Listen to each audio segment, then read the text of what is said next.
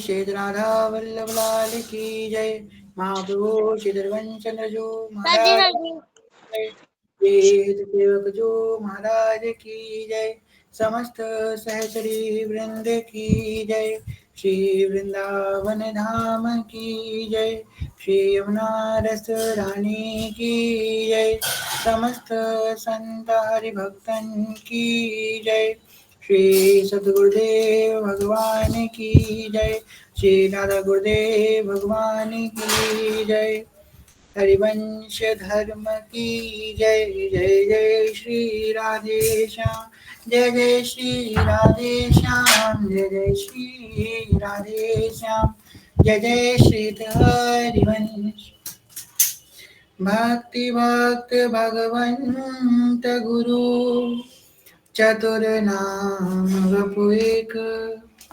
तिनके पद वंदन किए नासै विघ्न अनेक।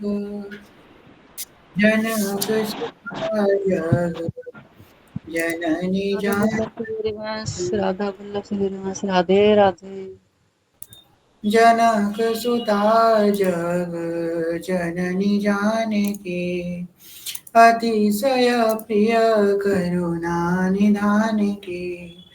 जाके जुग पद कमल नवाओ। तासु कृपा निर्मल मति पाऊं। महेश्वरी क्रियेश्वरी स्वदेश्वरी सुरेश्वरी। त्रिवेद भारतीश्वरी प्रमाण शासनेश्वरी। रमेश्वरी क्षमेश्वरी प्रमोद काननेश्वरी।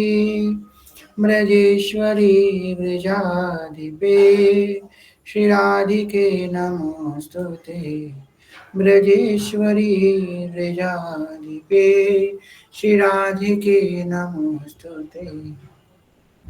प्रथम श्री सेवक पद सिर नाउ। प्रथम श्री सेवक पद सिर नाउ। करौ कृपा श्री दामोदर मोह पे।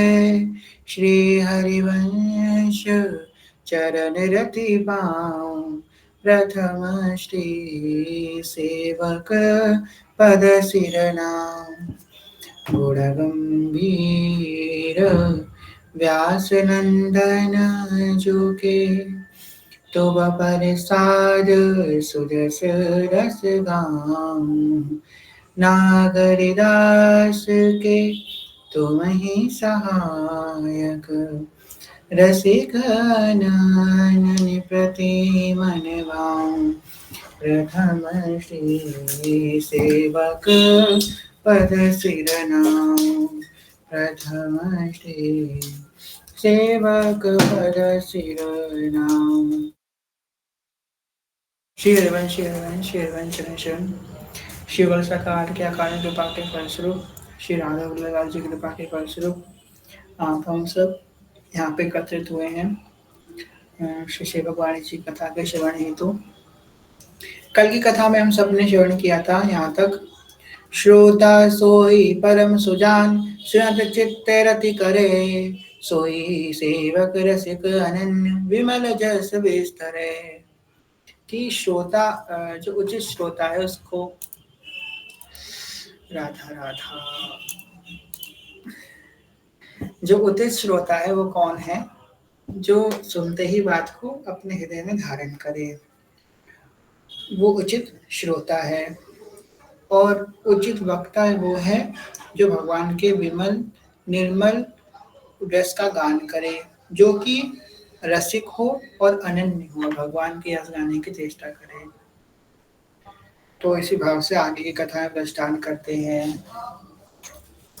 कुछ ज़्यादा ही आज प्रॉब्लम हो रही है। कैमरा माइक ऑन कर रहे हैं, कृपया कोई कैमरा माइक ऑन न कीजिए। आप सबसे प्रार्थना है कि जो है कैमरा माइक ऑन न कीजिए। कथा की मर्यादा को बनाए रखिए।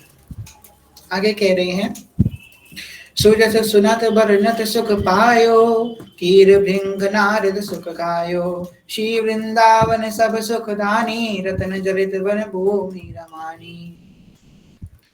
श्री हरि के सुयस का श्रवण कथन करने से परम सुख प्राप्त होता है। इसी के कीर भृंग से नारद जी ने सुखदेव जी के श्री हरि का गान किया। सुरत सुनत बरनत सुख पायो, कीर भृंग नारद सुख गायो। कह रहे हैं कि जो भगवान के जो गुण हैं उनका श्रवण और कथन करने से परम सुख का प्राप्त होता है, परम सुख प्राप्त होता है।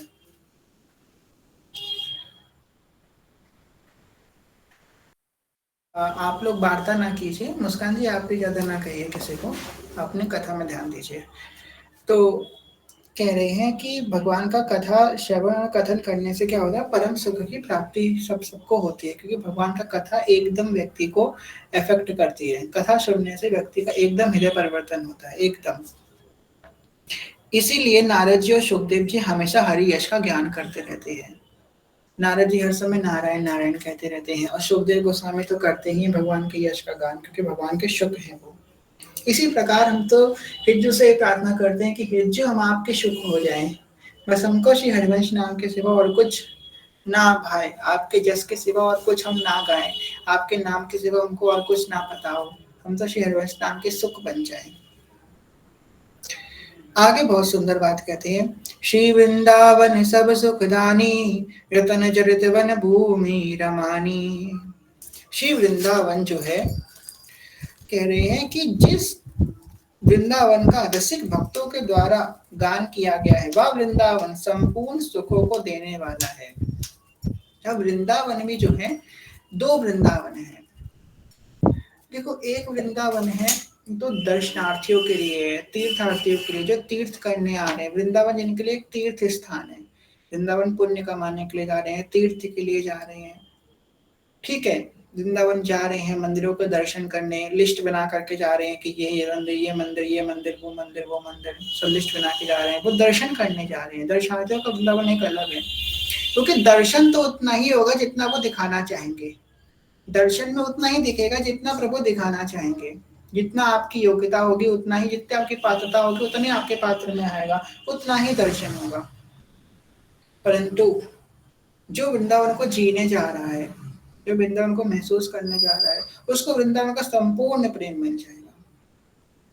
वृंदावन धाम के बारे में कुछ कहने के लिए ना ही हम सामर्थ्यशाली हैं और ना ही कुछ कह सकते हैं, क्योंकि वृंदावन धाम के लिए नीति नीति शास्त्र भी वर्णन करने में असमर्थ हैं।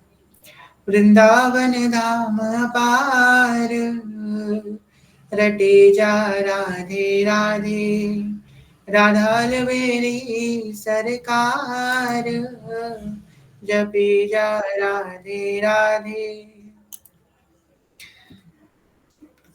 कह रहे हैं कि जिस स्थान से वेद और शास्त्रों की मर्यादा खत्म होती है, वहां से वृंदावन का प्रेम, वृंदावन का यश प्रारंभ होता है। इसलिए वृंदावन का यश, जो प्रेम है, वो सबके लिए गम्य नहीं है। कहते थे ना, प्रथम जता मति प्रणवो, श्री वृंदावन अति रम्य, श्री राधिका कृपा बिनु सबके मनन अगम्य। बिना राधा रानी के कृपा के ये वृंदावन का रस आ ही नहीं सकता। देवदास जी भी कहते हैं, चरण शरण हरिवंश की, जब लगी गायो नाई, नवन कुंज घन माधुरी, क्यों पर से मन माही।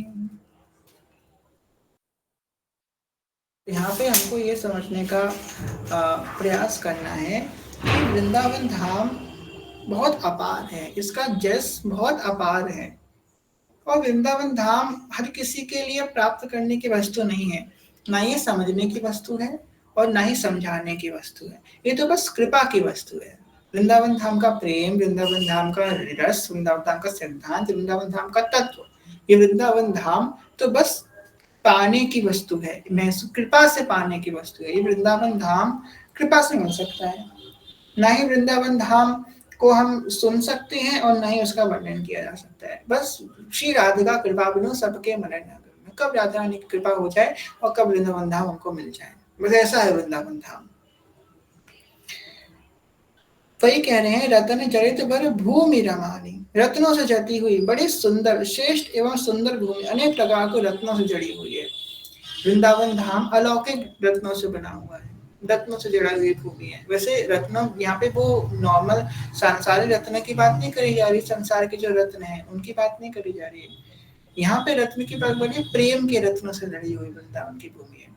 लता लता सब कल्प तरु, पारिजात सब फूल, एक सहज एक रस रहते हैं, झलकत जमुना फूल। वृंदावन धाम ही है, इसके जैसे और कोई नहीं है। आगे कह रहे हैं, नित शरद बसंत मध्य मधुकर कुल, बहुत पितनाद ही कर्णन।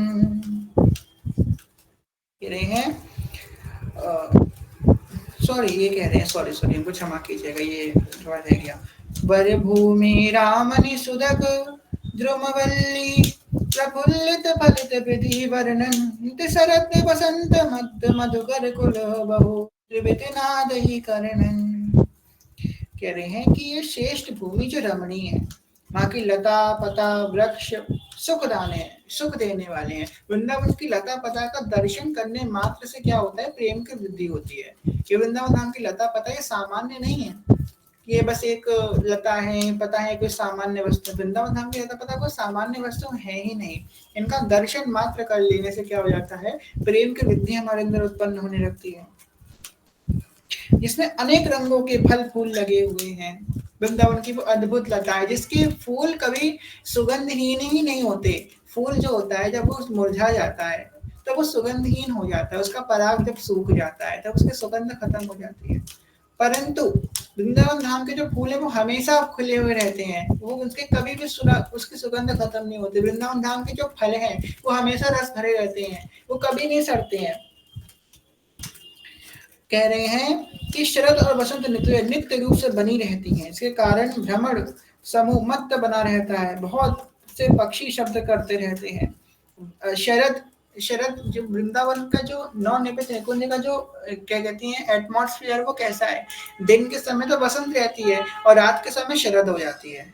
दिन के समय जब तक सूरज देता है तब तक शरद होती है, जहां चंद्रमा निकले वहां क्या होती है, सॉरी सुबह के जब तक सूर्य होती तब तक तो वसंत होती है और रात में चंद्रमा निकला वजह शरद हो जाती है। तो शरद और वसंत, क्योंकि शरद में रास होता है भगवान का। शरद पूर्णिमा आने वाली है, अभी बहुत विशेष पर्व है हम सभी का शरद पूर्णिमा। और शरद पूर्णिमा के समय जो टेम्परेचर होता है ना, जैसे कि जो एटमॉस्फेयर होता है, जो टेम्परेचर वेदर होता है, वैसे समझ लीजिए कि निकुंज में कुछ वो तो अलौकिक होता है पर उसका कुछ अनुमान हम लगा सकते हैं। जिस प्रकार शरद पूर्णिमा के समय जो वेदर होता है वैसे ही निकुंज में रात के समय वैसे ही वेदर होता है। नाना द्रुम कुंज मंजु गर्भी थी, वन विहार राधा रमणम, ता संतत रहत श्याम श्यामा संग, श्री हरिवंश चरण शरणन। कह रहे हैं नाना द्रुम कुंज मंजू कर बीथी, नाना प्रकार के कुंज हैं, मंजू हैं, विथियां हैं, लता पताओं के भवन है, लता भवन सुख शीतल जहां, श्री हरिवंश रहत न तहां, तहां न वैभव आन के। लता भवन के बीच में कुंजों निकुंजों के मध्य में विहार कर रहे हैं कौन, राधा रमण मेरे, राधा रमण मेरे। राधा रमण, यहाँ पे सेवक जी कह रहे हैं कि जो राधा रमण मतलब राधा रमण ठाकुर जी का भाव हम कर सकते हैं, पर यहाँ पे उनका तात्पर्य राधा रमण मतलब प्रिया प्रीतम से है। तो राधा रमण वहां पे विहार कर रहे हैं। कहा संतत रहते श्याम श्यामा संग, और यहाँ पे संत भी रह रहे हैं श्याम श्यामा के संग। यहाँ पे क्या उल्लेख किया गया है, यहाँ पे क्या उन्होंने संकेत किया है कि जो वृंदावन के नवनिर्मित निकुंज बने हैं ना, उसमें वो तो रह ही रहे हैं, कौन, प्रिया प्रीतम तो है ही, और संग में प्रिया प्रीतम के जो संत जन है, प्रिया प्रीतम के जो रसिक जन है वो भी वहां पे निवास कर रहे हैं, उसी प्रेम पूर्वक निवास कर रहे हैं जिस प्रेम पूर्वक प्रिय प्रीतम वहां पे केले कर रहे हैं। इसलिए क्योंकि भगवान और भक्त उनके विलक नहीं है, जहाँ भक्त होंगे वहां भगवान होंगे, और जहाँ भगवान होंगे वहां भक्त अपने आप हो जाएंगे। जहां जहां जैसे उन्हें कहते हैं ना यत् यत् रघुनाथ कीर्तनम तत्र तत्र कृतमस्तकांजलिम। जहाँ जहाँ रघुनाथ जी का कीर्तन होता है, जहाँ जहाँ राम जी की कथा होती है, राम जी का कीर्तन होता है, वहाँ वहाँ तत्त तत्त कृतमस्तकांजलिम, अपने हाथों की अंजलि बांधते हुए, आंखों में आंसू अश्रु भरे हुए हनुमान जी वहां हमें प्रकट होते हैं। तो इसी प्रकार बताया गया है कि जहाँ जहाँ भगवान का यश का वर्णन होता है, जहाँ भगवान का नाम जप होता है, जहाँ जहाँ भगवान की कथा होती है या वाणी गान होती है, वहाँ वहाँ भगवान के भक्त भी प्रकट हो जाते हैं। और कह रहे हैं वो ऐसे ही श्री हरिवंश चरणों में मैं शरण में हूँ और मैं हमेशा उनकी शरण में ही रहना चाहता हूँ। श्री हरिवंश चरण शरणन, सब लोग लिख दीजिए, श्री हरिवंश चरण शरण। नाना द्रुम कुंज मंजु कर बीथी, वन विहार राधा रमणम, ता संतत रहत श्याम श्यामा संग, श्री हरिवंश चरण शरणन। जय हो श्री हरिवंश चरण शरण। तो आप लोगों को पता होगा, एक भाव आप सभी से शेयर करना था कि कल वीडियो आई हम लोगों की, कल तो श्री जी की बड़ी कृपा हुई, कोई ऐसी बात नहीं हुई। और कल रात से उस वीडियो में कुछ लोग, ज्यादा तो नहीं, मतलब समझ लीजिए 3-4 ही लोग हैं, ज्यादा लोग नहीं है, तो वही 3-4 लोग नेगेटिव कमेंट कर रहे हैं। तो हमको उससे क्या सीखने को मिला, आप कई लोगों के मैसेज आ रहे हैं कि ऐसे कैसे कोई कर रहा है, तो और उन लोगों के लिए, वैसे हमको तो उससे कोई फर्क नहीं पड़ता, आप लोगों को हम एक बात बताते हैं।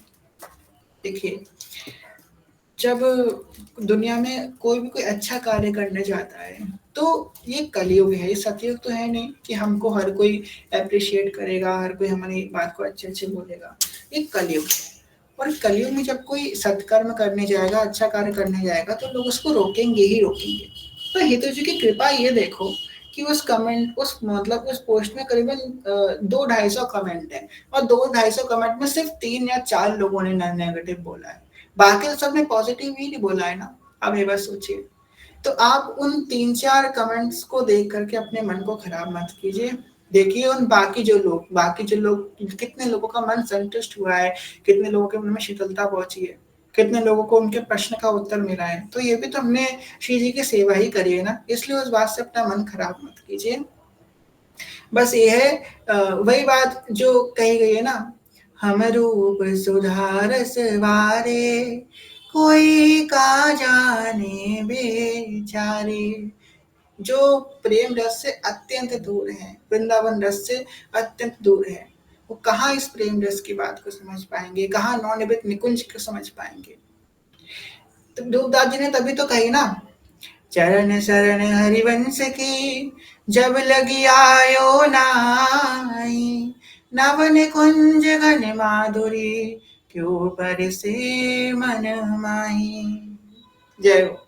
जब तक श्री हरिवंश के शरण में नहीं जाएंगे, तब तक हमारी ये निकुंज की माधुर्य हमको कैसे प्राप्त होगी, कैसे प्राप्त होगी, असंभव है रसिकों का संग करे बिना। तो बस ये समझिए कि अगर कोई आपसे अनुचित बोले ना, तो वो अपने गुरु परंपरा, अपने व्यवहार को दिखा रहा है कि वो क्या सीख के आया है अपने आचार्यों से, अपने गुरु परंपरा से। पर हमको कभी भी अनुचित नहीं बोलना।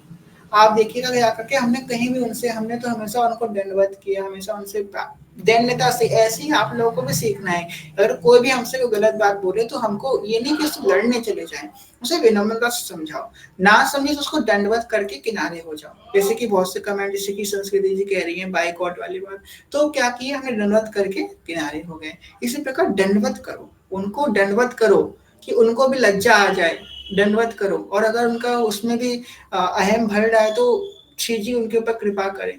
तो भाई हम तो उनको दंडवत करें, और दंडवत करके जो है आगे बढ़ जाए, हमको किसी से भिड़ना नहीं है। करत जे अनसहन निंदक तिनहु पे अनुग्रह करियो। आज आपको बताएं, आज हमने एक एक्स्ट्रा दीपदान किया। आज हम जब दीपदान करते हैं, तो एक एक्स्ट्रा दीपदान किया उन लोगों के लिए कि प्रभु इनको सद्बुद्धि देना, जो हितजू के प्रति अपराध बना रहे हैं। उन्होंने हरिवंश संप्रदाय बोला है, इन्होंने हितजू का जो अपमान किया है, उसके लिए उनको क्षमा करना। हमको तो महाप्रभु यही सिखाते हैं, करत जे अन सहन निंदा करते ना हो प्रेम करो। तो भाई हमको तो बस यही बात समझनी है कि हमेशा सबसे हित का भाव, इसको बहुत सूक्ष्मता से लेना। कभी कोई हमको गलत भी बोले, अब एक बात बताइए, जो हमारे जो संत जन है, महात्मा जन है, जो कथा कर रहे हैं, हमारे सदगुरुदेव भगवान जय जय महाराज है, इनको लोग क्या गलत नहीं बोलते। जय गुरुदेव को लोगों ने मायावादी बोला, जय जय को लोगों ने उल्टा बोला, पर कभी इनकी तरफ से कुछ आया अपने लिए कभी नहीं आया। गुरुदेव ने तब रिप्लाई किया जब स्वामी जी को उल्टा बोला गया। गुरुदेव तब जब स्वामी जी को उल्टा बोला गया तब गुरुदेव भी चुप नहीं रहे, पर अब गुरुदेव ने अपनी बात पे कभी रिप्लाई नहीं किया। तो अगर हमारा कहीं कोई अपमान कर भी रहा है ना, तो हमें तो खुश होना चाहिए। जब कोई बोले ना कि तुम तो पाखंडी हो, तुम भजन नहीं करते हो, तो उसको कुछ मत बोलो और स्वामी जी के सामने जाओ और रो, हे स्वामी जी, अब तो देखो इसने भी कह दिया मैं पाखंडी हूँ, अब तो स्वीकार कर लो मुझको। आप तो पाखंडियों को, भजनहीन को, जो दीन है, जो जो बिल्कुल क्या कहते हैं अधम व्यक्ति है, उसको आप स्वीकार करते हो स्वामी जी। अब तो भक्त भी कह रहे हैं कि मैं अधम हूँ, अब तो दुनिया भी कह रही है कि मैं अधम हूँ, अब तो मुझे स्वीकार कर लो स्वामी जी। अब आप अगर नहीं मानने को तैयार हो मुझे अधम, अब तो लोगों ने भी कह दी कि मैं अधम हूँ, अब तो लोगों ने भी मुझे पाखंडी कह दी, अब तो लोगों ने भी मुझे मूर्ख कह दिया है स्वामी जी, अब तो आप मुझे स्वीकार कर लो। हमको तो बस स्वामी जी से स्वीकृति चाहिए, हमको तो बस उनका होना है। उन पे उन्होंने तो आप पे कृपा करी कि उन्होंने आपको स्वामी जी के पास और भेज दिया। लोग तो आप पे कृपा कर रहे हैं जो आपको स्वामी जी के पास और भेज रहे हैं। हे राधा, लोग आप पे कृपा कर रहे हैं जो आपको स्वामी, क्षमा कीजिएगा, एक सखी कुछ खा रही थी, उन्होंने कैमरा ऑन कर लिया, क्षमा कीजिएगा। तो लोग तो हम पे कृपा कर रहे हैं जो हमको सामने जो के पास और भेज रहे हैं, तो हमको काय को टेंशन लेना या फिर हमको काय को इतना परेशान होना, बिल्कुल परेशान होने की आवश्यकता नहीं है। हंसते रहो। अभी तो एक और वीडियो आने वाली है श्री जी कृपा से, उस वीडियो का टाइटल होगा राधा वल्लभ संप्रदाय के लोग एकादशी का व्रत क्यों नहीं करते। कोटि कोटि एकादशी महाप्रसाद को अंश, व्यास ही यह परितीत है जिनके गुरु हरिवंश। तो अभी एक और भी आएगी, हम चुप नहीं रहेंगे, हम तो अपने हिज्जे का प्रचार करेंगे। जिनको प्रॉब्लम हो रही है प्रॉब्लम होने दो, हमें उनसे क्या करना। हम रूप सुधार सवारे कोई का जानी बेचारे। हम तो बस अपने सीधो चलत आपनो धर्म, हम तो अपने धर्म में चल रहे हैं। हम तो सेवक जी के वाणी के अनुसार है, सीधो चलत आपनो धर्म, हम तो अपने धर्म में चल रहे हैं। हिज्जू के नाम का प्रचार कर रहे हैं, हिज्जू की वाणी का प्रचार कर रहे हैं, जो कि हमको हिज्जू से आज्ञा है, जो हमको सीधे से आज्ञा है, तो हम तो अपने हिज्जू का प्रचार कर रहे हैं। हमको काहे को किसी से डरना। अगर कोई कुछ गलत बोल भी रहा है तो प्रणाम करो, उसकी बड़ी कृपा है, बड़ी कृपा है उन लोगों की, बहुत कृपा है कि वो जो है हमको गलत बोल रहे हैं। हमारे जो अपराध है, हमारे जो प्रारब्ध है, उनका कम से कम नाश तो हो रहा है, हम श्री जी के पास तो जा रहे हैं। और जो है एक बात बताएं आपको, कल जब वो लोग ऐसे कमेंट कर रहे थे तो हमें क्योंकि हमको कभी ऐसी आदत है नहीं, हमने कभी इंस्टाग्राम वगैरह पे वीडियो डाली नहीं, तो हमने सोचा कि क्यों ऐसा हो रहा है। हमने हिज्जू से कही हिज्जू ऐसा क्यों हो रहा है, ऐसे लोग, हमने तो कुछ ऐसा अनुचित नहीं बोला, दंडवत करके क्षमा भी मांगी, सबसे प्रणाम हाथ जोड़ के माफी भी मांगी, वीडियो के अंदर ही कहा हमने, पर ऐसा क्यों लोग कह रहे हैं। तो हिज्जू पता है क्या बोले, हिज्जू बोले कि कोई बात नहीं, जो होता है सब अच्छे के लिए होता है, ये कमेंट करेंगे तभी तो वीडियो की रीच बढ़ेगी। कितनी अच्छी बात है। एक्चुअली बात तो सही है कि अगर ज्यादा कमेंट करेंगे लोग तभी तो रीच बढ़ेगी। तो बड़ी कृपा है हम लोगों पे कि कम से कम हमारे रीच बढ़ाने वाले, हम पे तो, हमको तो मेहनत ही नहीं करनी वीडियो कि लोगों तक पहुंचाएं। यानी कितने लोगों तक वीडियो पहुंच जाती है, जब ज्यादा कमेंट होते हैं ना, तो मैं तो उस वीडियो की रीच हो जाती है, ज्यादा से ज्यादा लोगों तक वीडियो पहुंच जाती है। तो ये तो हम पे कृपा हो रही है श्री जी की, जो हमारी वीडियो ज्यादातर लोगों के पास पहुंच रही है और लोग हिंदू धर्म के बारे में जान रहे हैं। बड़ी कृपा है श्री जी की। तो हमको इसी बात पे आगे बढ़ के चलना है। आज एक घटना बताते हैं। आज हम जब हमारे यहाँ जब आज पृथ्वी महालया है, मतलब कि भगवती आज शक्ति आती हैं घर में, जैसे कि हमारे पितृ आज विदा होते हैं और भगवती शक्ति घर में प्रवेश करती हैं। तो महालया वाले दिन हमारे यहाँ दीपदान किया जाता है, गंगा जी के घाट में या फिर यमुना जी के घाट पे कहीं भी दीपदान किया जाता है।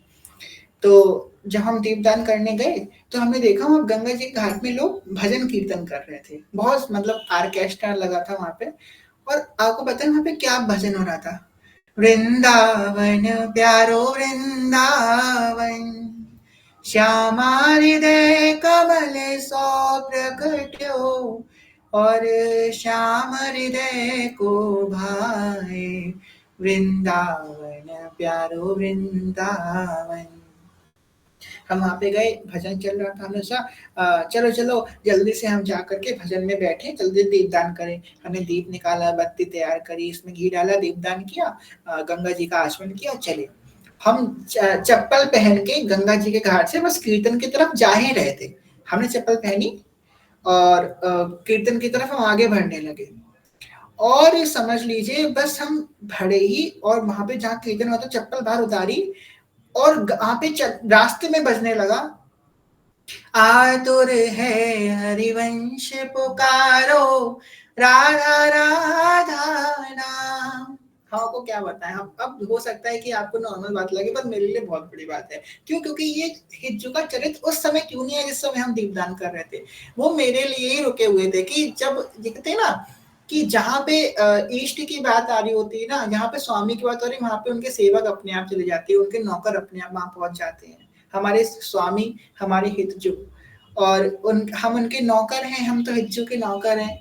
वहां पे पहले ही पहुंच गए, और जैसे ही हमने कदम रखा ना वहां पे क्या कहते हैं उस मंदिर में जहाँ पे कीर्तन हो रहा था, वैसे ही वहां पे आगे की लाइन हुई, सगन कुंज यमुना तट आयो, श्री राधा वल्लभ लाल, वृंदावन प्यारो वृंदावन, वृंदावन प्यारो वृंदावन। बहुत आनंद आया। तो भाई श्री जी की हमारे हित जी हमको स्वीकार करें, राधा वल्लभ स्वीकार करें, हमें और किसी से पूछने की आवश्यकता नहीं है। तो आगे क्या कह रहे हैं हिज्जू, रहत सदा सखी संग, रास रंग रस रसाल उत्साह उल्लासम, लीला ललित रसालम, रस स्वर तालम बरसत सुख कुंज। फिर यहाँ पे सुंदर रास के वर्णन किया गया है, रहत सदा सखी संग, रास रंग रस रसाल उल्लासम। रहत रसा सखी संग, सखियों के संग प्रियतम रास कर रहे हैं। ललिता दिक श्यामारु श्याम, श्री हरिवंश प्रेम रस धाम। ललिता दिक श्यामारु श्याम, ललिता जो है वो जो है ललिता दिक सहचरिया है, इस सजनी है, सबके मध्य में प्रियतम सुंदर रास कर रहे हैं। सुंदर रास रचो बनवाई, जमुना पुलिन कल्पतरु छाई, रास रंग छवि बरनी न जाए, छिन छिन श्री हरि वंश सुगाई। और अभी जो है सुंदर शरद पूर्णिमा आने वाली है, तो कौन कौन चाहता है कि अपने कुंज में जो है शरद पूर्णिमा पे शिव जी का ब्यावला हो, तो हैंड रेस कीजिए। कौन कौन ऐसा चाहता है कि शिव जी का सुंदर ब्यावला सब लोग मिल करके करें अपने अपने कुंज में। हाँ, जो करेंगे वो हैंड रेस कीजिएगा। चाहते तो बहुत सारे लोग हैं, पर करेंगे बहुत कम। अपने अपने घर पे करते नहीं है, सब कह देते हैं चाहिए हमको, ये तो गलत बात है भाई। अपने अपने पैर का ब्यावला करना पड़ेगा करके सबको। ये जो हैं जिन्होंने हैंड रेस क्यों नहीं किया भाई, कौन से हैं? जो बाकी हैं भाई, कहाँ क्यों शिव जी का ब्यावला नहीं करना आपको है? बहुत आनंद आता है ब्यावला में, पछताओगे बाद में। हमारे ग्रुप की कई सखियां हैं, जैसे कि हाँ पूनम सखी थी, तो उन्होंने क्या किया, ब्यावला नहीं हुआ उनके यहाँ। फिर जब उन्होंने ब्यावला देखा तब उनको लगा हाय हमको कर लेना चाहिए था। अंजलि सखी भी नहीं सोची, हमको उन्होंने सोचा हमको करना चाहिए था। तो भाई ब्यावला बहुत आनंद आता है ब्यावला में, इसलिए ब्यावला करना श्री जी का। खेलत रास दुलहिनी दूल्हो, सुनहु न सखी सहित ललितादिक, निरखी निरखी नैनन कीन पोलाहु, खेलत रास दुलहिनी दूल्हो, खेलत रास दुलही नी दूलहु। तो सबके मानसिक रूप से तो कर ही सकते हैं, वो प्रकट रूप में कर रहे हैं इस बार। ठीक है, आप लोग हैंड डाउन कर लीजिए अपना। 18-19 लोगों ने तैयार हुए हैं। रूल्स वगैरह सब बाद में डिस्कस कर लेंगे, अभी तो बस ब्याहुला की बात करिए। शिव जी का ब्याहुला होता है, बड़ा सुंदर रास होता है। तो ब्याहुला तो हमको रोज ही करना चाहिए। हमारे अष्टयाम में तो रोज नित्य ब्याहुला का वर्णन किया गया है। परंतु जब जैसे कि शरद पूर्णिमा है, तो शरद पूर्णिमा में शिव जी का ब्याहुला हो तो बड़ा शिव जी को बड़ा आनंद आता है, बहुत आनंद आता है शिव जी को, क्योंकि वहां पे महारास है, ब्याहुला एक महारास है। और शरद पूर्णिमा में तो रास ही होता है। शरद पूर्णिमा श्री मीराबाई सा का प्राकट्य महामहोत्सव भी है। मीराबाई सा प्रकट हुई थी उस दिन।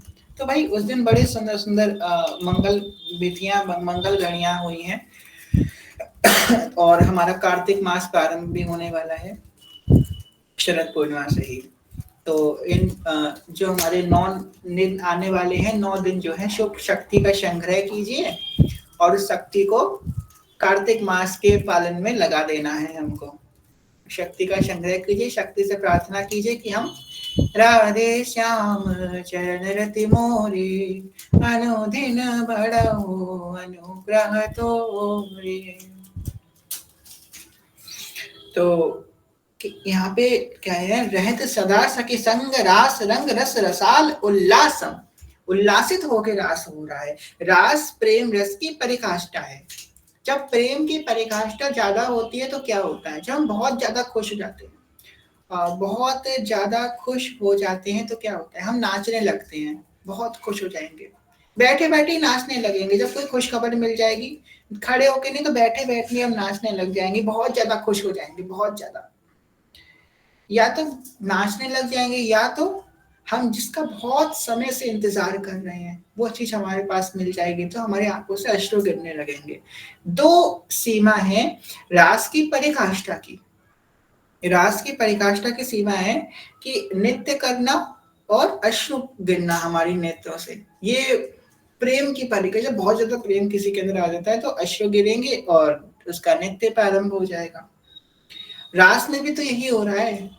रास में कभी सखी नृत्य कर रही है प्रियालाल के संग, खेलत रास रसिक ब्रज मंडन, जुवतिन अंश दिए भुजगंडन, शरद विमल नभ चंद्र विराजे, मधुर मधुर मुराली कलिबाजे, अति राजत घन श्याम तमाला, कंचन बेली बनी ब्रजबाला, बाजत ताल मृदंग उपंगा, गान मथत मन कोटि अनंगा। इस प्रकार सुंदर आगे पद वर्णन होता है। तो रास में सखियां डांस भी कर रही हैं। और जब जिस क्षण हम लोग रास पंचाध्याय में देखते हैं, जब जिस क्षण सहचरियां जो हैं, जब जिस क्षण प्रिया वो लाल जी जब सखियों को छोड़ कर गए, उसी क्षण सखियां परम व्याकुल भी हो जाती हैं, व्याकुलता आने लगती है, तब गोपी गीत का गान करती हैं, रास से अंतर्ध्यान हो जाते हैं श्री कृष्ण। तो सखियां जो है गोपियां गोपी गीत गा रही हैं। तो रास जो है प्रेम की परिकाष्ठा है। जब प्रेम होता है तो वो रास हो जाता है। और उस दिन कथा में बताया था कि क्या आप और हम रास में नहीं हैं, आप और हम सबने भी कभी ना कभी रास का अनुभव किया है, वही महारास का अनुभव किया है।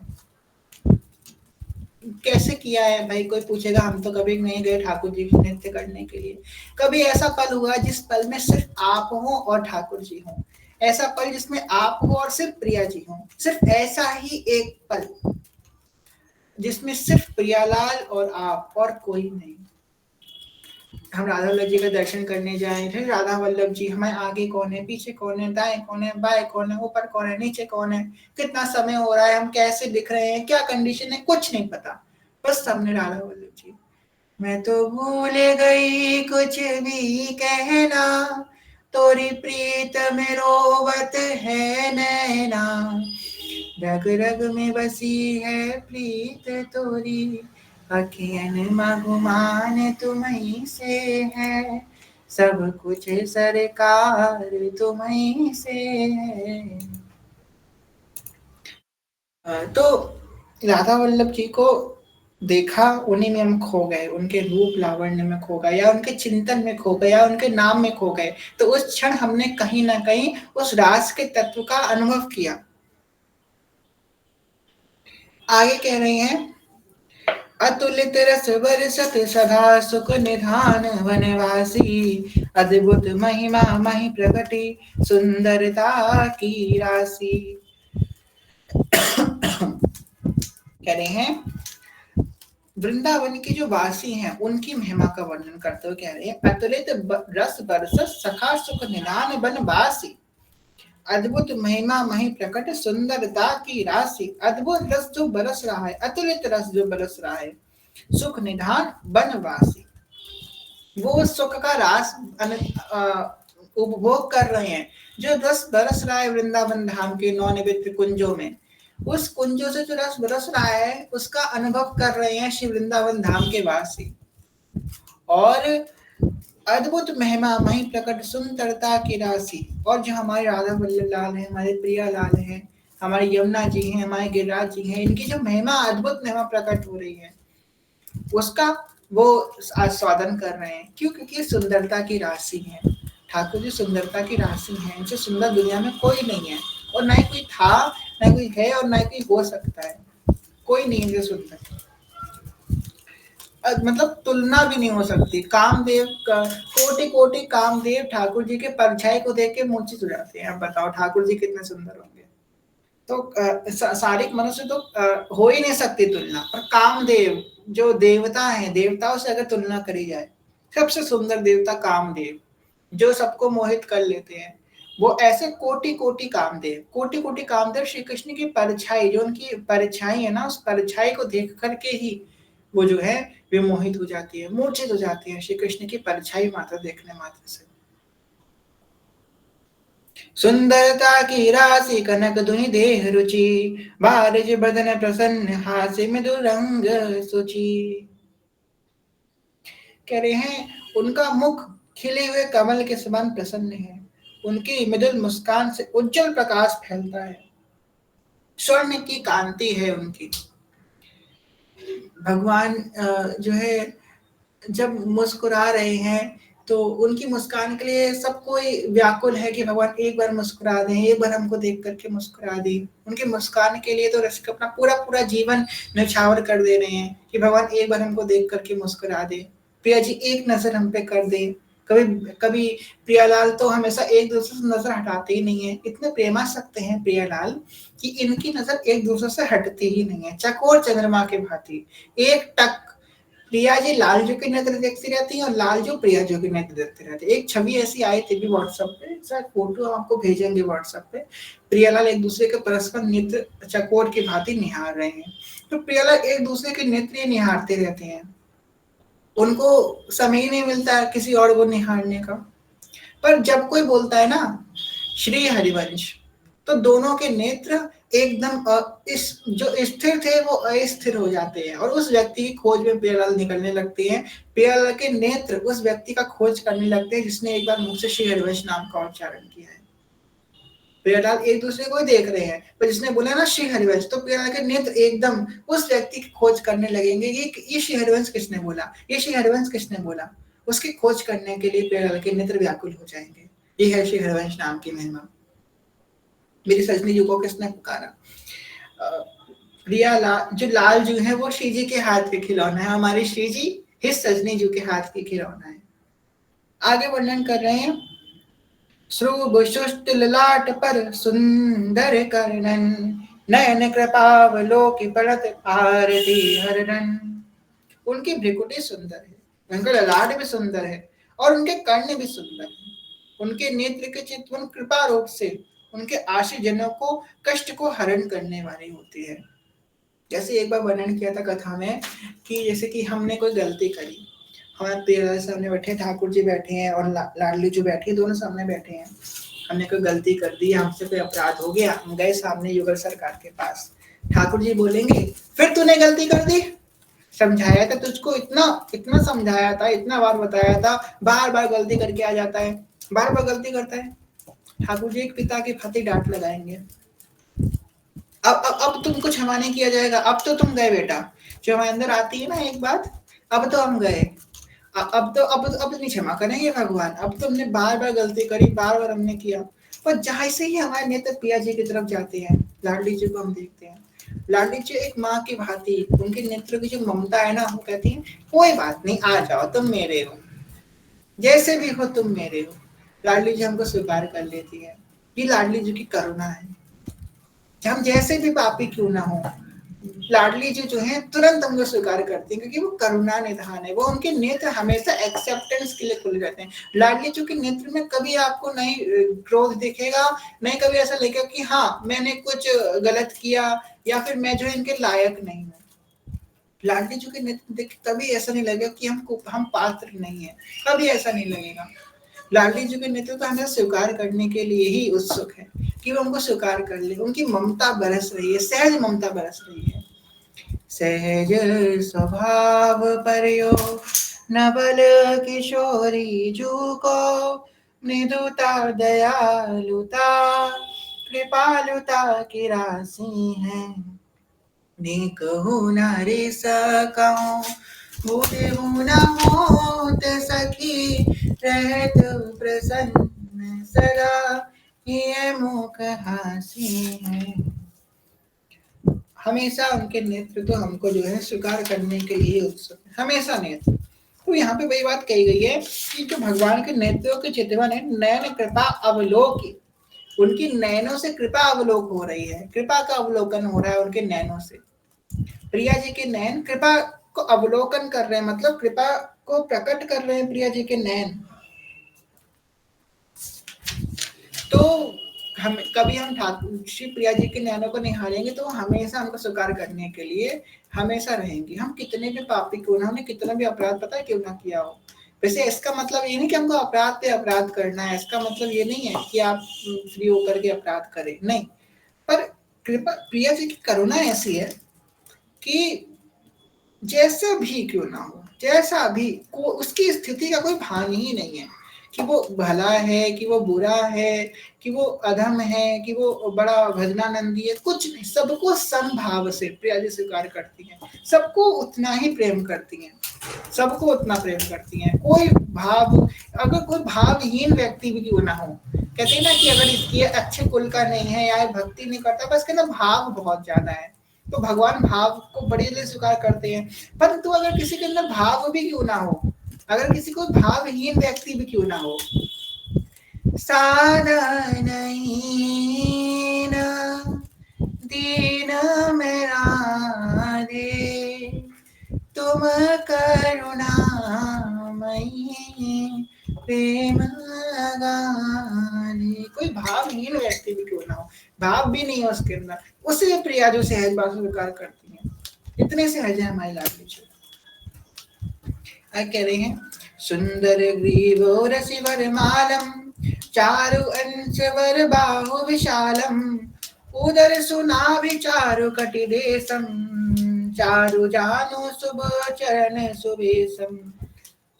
सुंदर ग्रीवा है, वक्ष स्थल पर मन बाना धारण करी हुई है, सुंदर श्रेष्ठ कंधे हैं, भुजाएं विशाल हैं, उधर में सुंदर नाभि है, सुंदर कटी देश है, सुंदर जंघा है, सुंदर चरण एवं सुंदर वेश है। यहाँ पे हितजु के वेश का वर्णन किया जाता है। हितजु का वेश देखिए हम लोग, अब हितजु को जैसे ऐसे बोलते जा रहे हैं सेवक जी, वैसा वैसा हम लोग इमेजिन करते रहते हैं। सुंदर ग्रीव रसिवल मालम, सुंदर ग्रीवा है उनकी, वक्षस्थल पे वर माला, फूलों की माला धारण करे हुए हैं। जैसे हमारी डीपी में देख लीजिए आप, सुंदर उनकी ग्रीवा है, वक्षस्थल पे फूलों की माला धारण करे हुए हैं।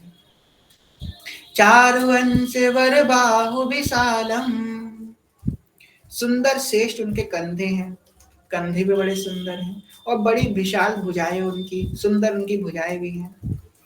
उदर सुनाभि चारु कटि देशम, उनकी नाभि बड़ी सुंदर है, उनका कटी मतलब उनकी जो शरीर की बनावट है, उनका जो कटी है शरीर की, जो उनकी कट काठी है वो बड़ी सुंदर है। चारु जानो शुभ चरण सुबेशम, जंघाएं उनकी सुंदर है। देखो कैसे जो एक के ऊपर एक चरण चढ़ा करके बैठे हैं। आप ऐसे बैठ जाएंगे 5 मिनट में, कैसे दिक्कत होने लगेगी। ऐसा 5 मिनट बैठेंगे पैर दर्द होने लगेंगे। बैठ के देखिए पता चलेगा, तुरंत दर्द होने लगेगा।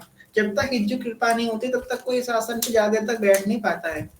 अगर आप बैठ पा रहे हैं ना इस आसन पे, प्रैक्टिस कीजिएगा एक बार इस आसन में बैठ के। इसे हिज्जू बैठते हैं, इसे अर्ध पद्मासन बोलते हैं। इस पे बैठेंगे ना तो बड़ी दिक्कत हो जाती है पैरों में। पर अगर जब तक हिज्जू कृपा नहीं होगी तब तक, जब तक हिज्जू कृपा नहीं करेंगे तब तक आप इस आसन पे ज्यादा देर तक नहीं बैठ पाएंगे। और उनके चरण जो कि हमारा मेन स्पॉट है सबसे सुंदर, उनके चरण बहुत सुंदर है। रस बूंद जब टपक रहा है इनके चरणों से, कृपा इनके चरणों से भीज रही है। ऐसे लग रहा है कि हिज्जू तो अपने चरणों में कृपा का ही महावल लगाए हुए हैं।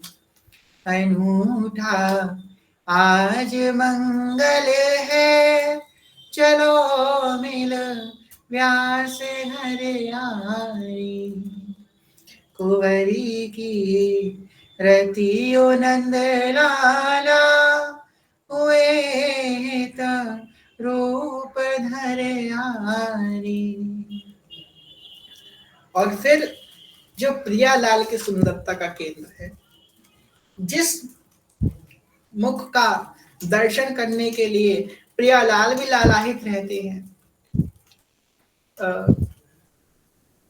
ये अपना वीडियो ऑन कर लो, पता नहीं लग रहा किसने कथा सुन रहे हैं। हाँ क्षमा कीजिएगा, जिनकी फोटो लगी है ना उन्हीं से कथा सुन रहे हैं, ये सोच लीजिए आप। जिनकी फोटो लगी है ना वही कथा सुना रहे हैं, वस्तुतः यही है। तो जिस मुख मंडल का दर्शन करने के लिए प्रियालाल भी लालायित रहते हैं, वो मुखमंडल हिज्जू का। कह रही हैं भोरे सरी, कह रही हैं अभी कुछ और फिर कुछ और, फिर कुछ और छिन छिन में, अभी कुछ और फिर कुछ और, फिर कुछ और छिन छिन में। कह रही हैं कि अगर हम करोड़ों कल्प तक सहस्त्रों नेत्रों से उनकी को निहारें तो एक रोम भी हम उनका ना निहार सके, एक रोम भी हिज्जू का नहीं निहार सकते अगर सहस्त्रों नेत्रों से अनंत कल्पों तक हिज्जू को निहारने का प्रयास करें। इतनी सुंदर छवि, इतने सुंदर स्वरूप हमारे हिज्जू का,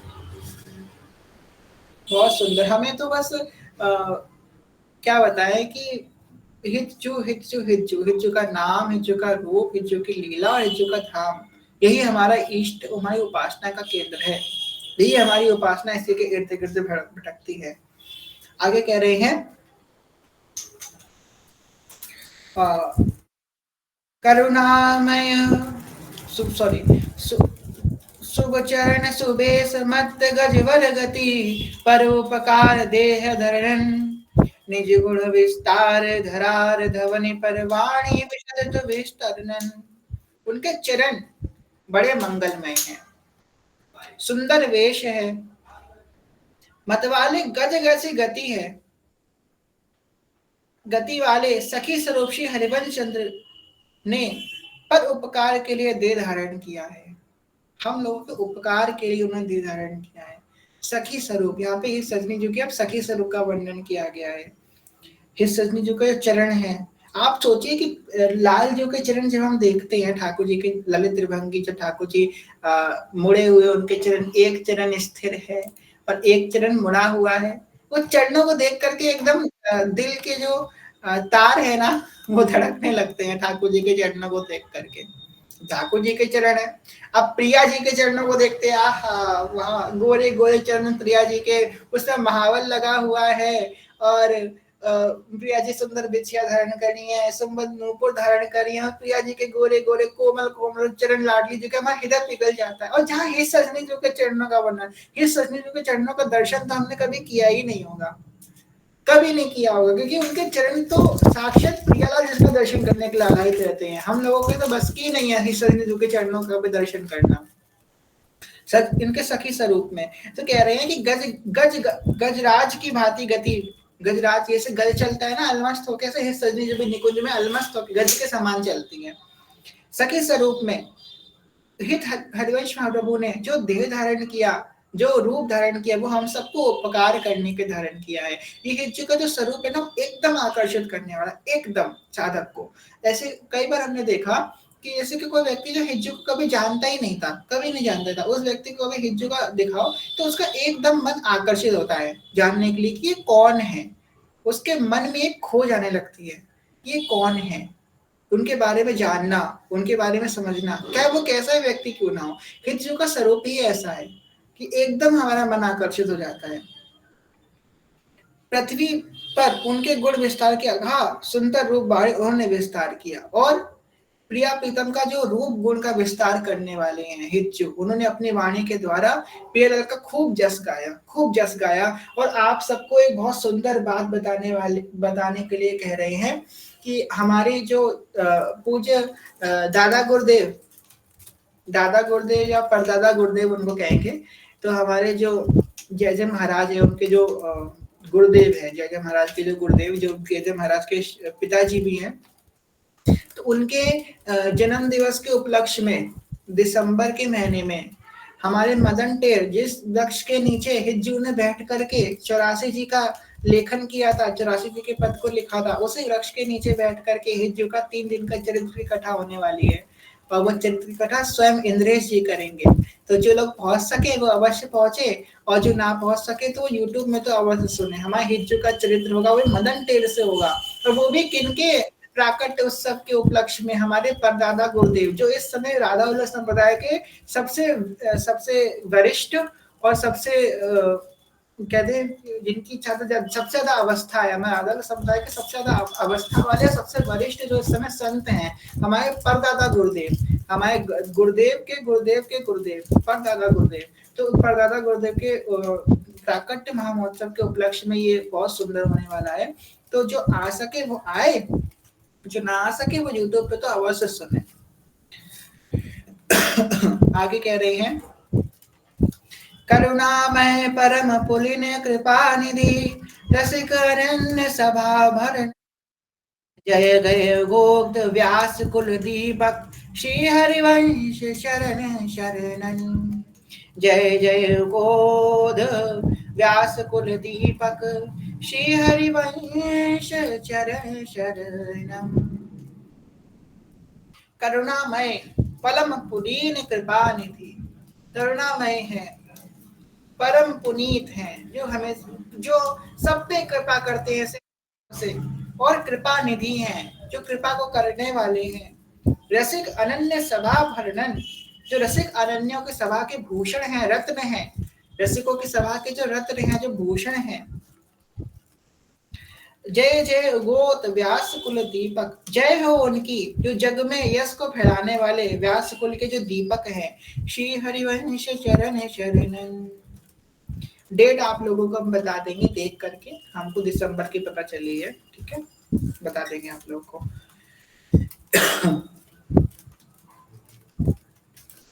तो करुणामय परम पुलीन कृपा निधि रसिक अनन्य सभा भरनन, जय जय गोविंद हरिव्यास कुल दीपक श्री हरिवंश चरण शरण। व्यास कुल के दीपक है, उनकी हम चरण शरण होते हैं।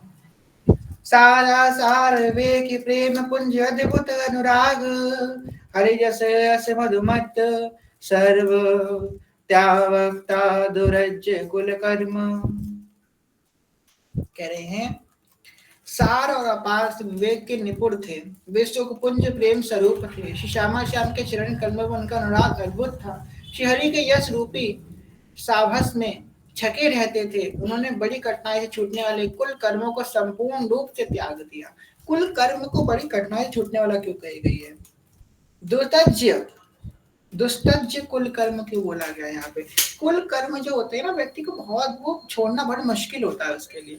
कुल कर्मों को छोड़ना, ऐसे कि कहते हैं ना, हमारी दीक्षा भी हो गई, हम शरणागत भी हो गए, हम हरिवंशी भी बन गए, पर जो हम जो गलत आचरण, जो गलत चीजें जो हम पालन करते आ रहे हैं वो हम नहीं छोड़ पा रहे हैं। हम छोटे से करते आ रहे हैं, हम कैसे छोड़ दें ये चीजों का पालन करना? नहीं छोड़ सकते। तो कुल कर्म का छोड़ना बड़ा मुश्किल होता है।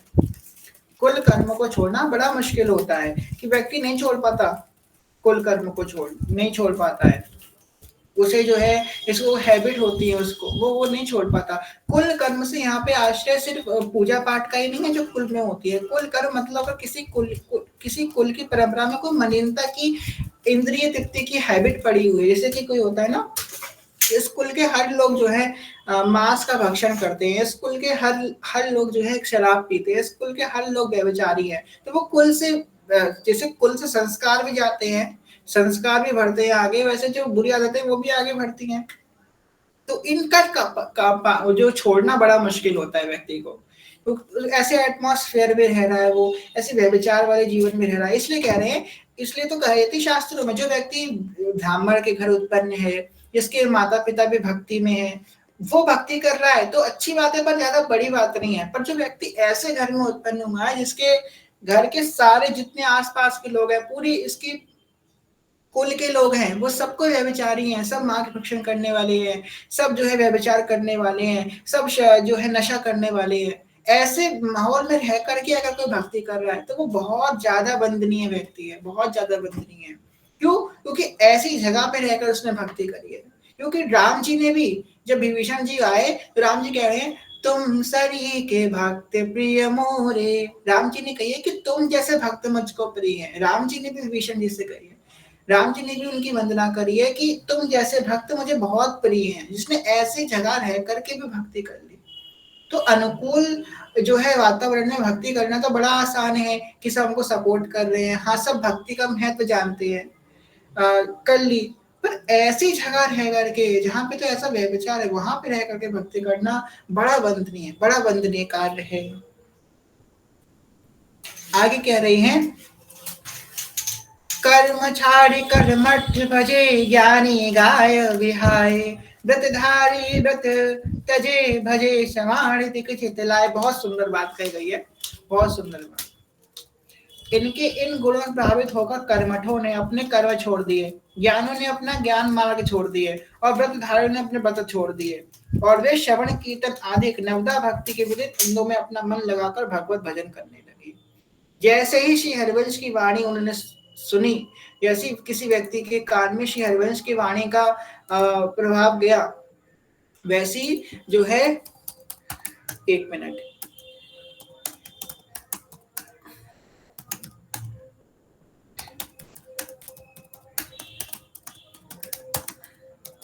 जी जी क्षमा कीजिएगा। तो जो है जैसे वो कह रहे हैं कि जैसे ही जो है किसी व्यक्ति के अंदर हरिवंश महाप्रभु की वाणी गई, ऐसी अनन्यता की वाणी गई, वैसे ही उसने जो है, जो ज्ञानी थे उन्होंने अपना ज्ञान छोड़ दिया। प्रभुनानंद सरस्वती जैसे जो महाज्ञानी थे, प्रभुनानंद सरस्वती का हम सब जानते हैं कि भाई वो कितने ज्ञानी थे। प्रभुनानंद सरस्वती ज्ञान मार्ग से आए हुए थे, और जैसे हिज्जू के इस रसनीति का श्रवण किया, वैसे ही उनका ज्ञान भी छोटा रह गया। जो कुल कर्म में बंधे हुए कर्म कांडी लोग थे, जैसे उन्हें प्रेम रस का, जैसे उद्धव जी आए ब्रज में, उद्धव जैसा ज्ञानी कौन हो सकता है संसार में? उद्धव जी कितने बड़े ज्ञानी हैं।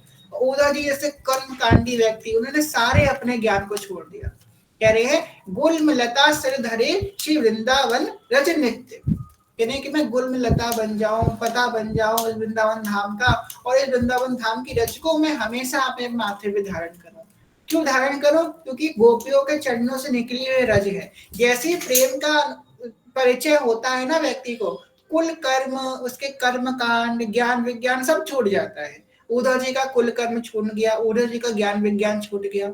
उद्धव जी सब, जब ब्रह्मा जी आए ब्रज में, कह रहे हैं गोपों को देख करके, अरे ये कौन है गोप जो भगवान के संग ऐसे ही जो कुछ भी बोल रहे हैं। गोपों को देख करके सोच रहे हैं, अरे अब उनको जब पता चला कि ये गोप कोई सामान्य व्यक्ति नहीं है, ये भगवान के ही पार्षद है, तो ब्रह्मा जी का ज्ञान भी वहां पे छूटा रह गया।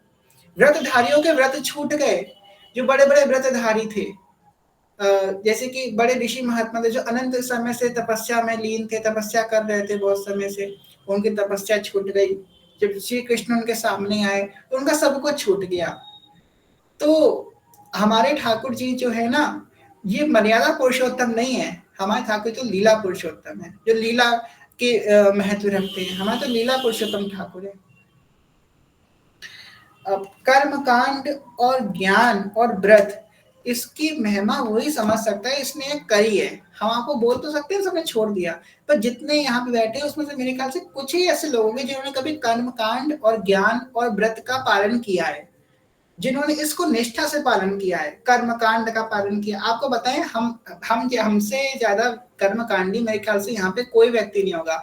हम 3 काल की रोज संध्या करते आए थे, रोज 3 काल की संध्या करते थे, यानी क्या क्या हम करते थे, बहुत कुछ हम करने वाले। हर एक एक बात, एक एक नक्षत्र का विचार करना, कहाँ कौन सी दिशा में जा रहे हैं, उस समय कौन सा नक्षत्र पड़ रहा है, बहुत ज्यादा हम कर्म कांडी बैठते थे, बहुत ज्यादा। ये अनुष्ठान करना, वो अनुष्ठान करना, एकादशी में ये करना, पूर्णमासी का अनुष्ठान करना, इस बार के व्रत का अनुष्ठान करना, जाने कितना कुछ हमने किया, बहुत कुछ किया है हमने, बहुत कर्मकांडी व्यक्ति थे हम, बहुत ज्यादा। और हाँ, वो क्या बताएं, वो कैसे छूटा वो हमको आज दिन तक नहीं पता, वो कर्म कांड कैसे छूटा। ज्ञान मार्ग के बहुत ज्यादा ज्ञान अर्जित करने में लगे रहते थे, ये शास्त्र पढ़ ले, वो शास्त्र पढ़ ले, यहाँ से ज्ञान ले ले, वहां से ज्ञान ले ले, ये कर ले, वो कर ले। एक एक समय में 4-4 5-5 शास्त्र पढ़ते थे हम। कह रहे थे हम बहुत कुछ करते थे, ज्ञानी भी थे, कर्मकांडी भी थे और व्रतधारी भी थे। हमको बस कोई बता दे कि कौन सा व्रत करना है, हम वो व्रत करना चालू कर देते थे। कौन सी देवी का व्रत है, कौन से देवता का व्रत है, पता नहीं, पर व्रत करना चालू कर देते थे। जो व्रत होता था, अनुष्ठान होता था, हर जगह यज्ञ करना। आपको बताएं, आप लोग मेरे ख्याल से सुन के शॉक हो जाएंगे, हम जिस ग्रुप में थे भी नहीं उससे पहले का बता रहे हैं। हम महीने के जो 30 दिन होते हैं ना, प्रतिपदा से लेकर के पूर्णमासी, प्रतिपदा से अमावस्या, फिर प्रतिपदा से पूर्णमासी, 30 दिन का जो एक मास होता है, इस 30 दिन के मास में कम से कम 16 से 18 दिन रोज हवन करते थे, रोज 16 से 18 दिन। इस तिथि को हवन, इस तिथि को इस देवता का हवन, इस तिथि को उस देवता का हवन। हमें ऐसे मंत्र याद थे, ऐसे मंत्र, इस देवता का मंत्र, उस देवता का मंत्र, यानी कैसे हमको याद थे। श्री सूक्तम, पुरुष सूक्तम, रुद्र सूक्तम, ऐसे हम आहुतियां देते थे। बहुत किया है हमने, बहुत किया, कुछ सच बताएं, बहुत कुछ किया है हमने। हम जब संध्या वंदना करने बैठते तो हमको 3 घंटा एक संध्या में लगता था, एक संध्या में 3 घंटा, इतने स्तोत्र हम पढ़ते थे। नरसिंह कवच, नरसिंह अष्टकम, भगवान क्षमा कीजिएगा, आपको क्या क्या बताने यहाँ बैठ गए हैं। उसका चंडी पाठ अलग करते थे, बहुत करते थे हम, बहुत कुछ करते थे। पर सब कैसे छूट गया वो हमें नहीं पता, कैसे छूट गया। हमने नहीं छोड़ा, हम नहीं कहेंगे हमने छोड़ा, हमने नहीं छोड़ा, सिर्फ श्री हरिवंश के नाम की वजह से वो छूट गया। जैसे श्री हरिवंश महाप्रभु का वो नाम रस हमको प्राप्त हुआ, हरिवंश महाप्रभु का वो स्वरूप प्राप्त हुआ, जिस उनकी रसरीति का थोड़ा सा भान हुआ, और पता चला मिटी सब मेड़ वेदों की, बही सब लोक की लज्जा।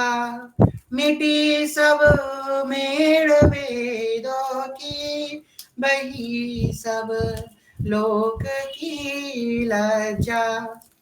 हुआ है जग में उजियारा, हुआ है जग में उजियारा। चलो मिल व्यास घर आरी, अनूठा आज मंगल है। चलो मिल व्यास घर आली। तो आपको बताएं,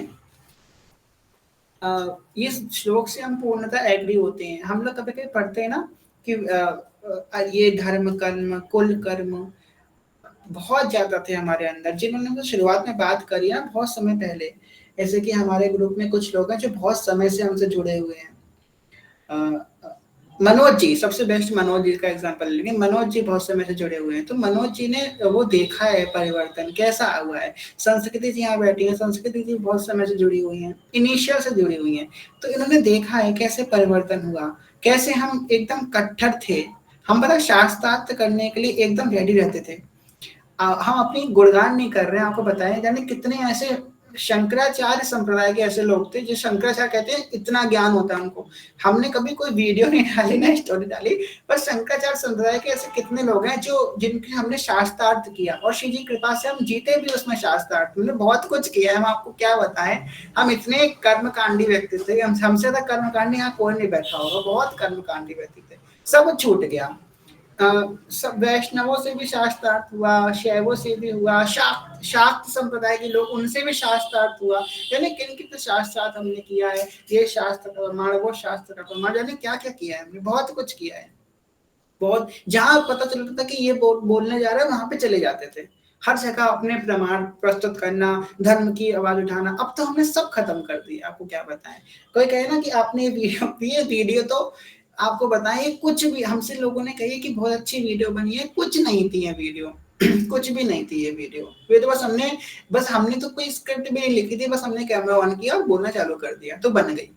आपको बताएं कि हम बहुत ज्यादा कर्मकांडी व्यक्ति थे। और आपको लगता है कि जो लोग कमेंट कर रहे हैं हम इनको रिप्लाई नहीं कर सकते, हम बहुत कुछ कह सकते हैं पर हम करना नहीं चाहते, क्योंकि अब हम इस मार्ग में आ चुके हैं, ये प्रेम का मार्ग है। अगर यहाँ पे भी आके ये करेंगे तो गुरुदेव को क्या मुंह दिखाएंगे हम जा करके।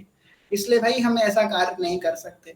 तो जहाँ पे ये सेवक जी कह रहे हैं ना, कर्म छाड़ी कर्मठ भजे, ज्ञानी ज्ञान बिहाए, धर्मधारी व्रत तजी भजे, श्रवणाधिक चित लाए। जैसे ही श्रवण हुआ श्री हरिवंश का रस, आपको बताएं वो था भाद्र पक्ष मास की सप्तमी तिथि, जिस बार हमने पहली बार 84 जी के एक पद का गान किया।